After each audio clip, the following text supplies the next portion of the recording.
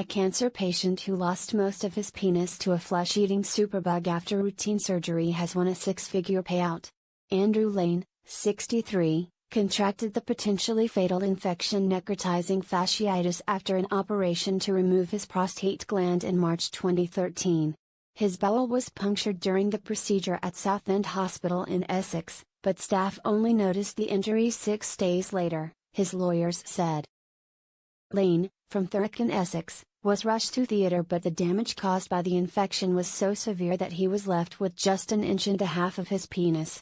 His lawyers, Slater and Gordon, said on Monday that Southend University Hospital NHS Foundation Trust paid him an undisclosed sum to settle the case in July, admitting liability.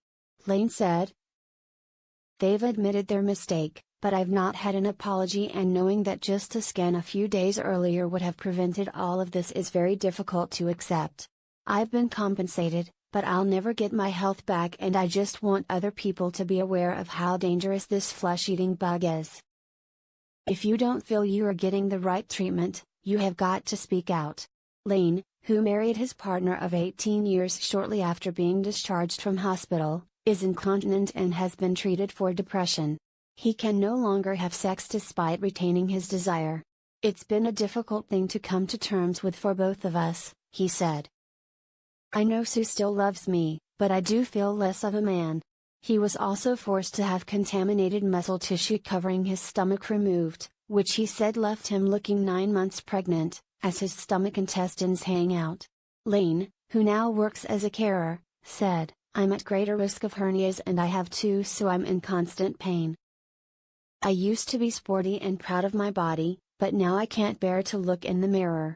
Denise Townsend, director of nursing at Southend University Hospital, said, "I can confirm that the trust is in communication with Mr. Lane regarding his case, a settlement sum has been agreed, and that the trust has admitted failures in relation to delays in Mr. Lane's diagnosis." Tom Spearpoint, a clinical negligence specialist at Slater and Gordon, said Lane had shown incredible strength and selflessness in speaking out to raise awareness of this rare but serious bacterial infection, which left untreated can be life-threatening. "The impact has been devastating, both physically and emotionally, but the trust's admissions have at least given him some closure and the means to get the care and support that he needs to move on with his life," he said.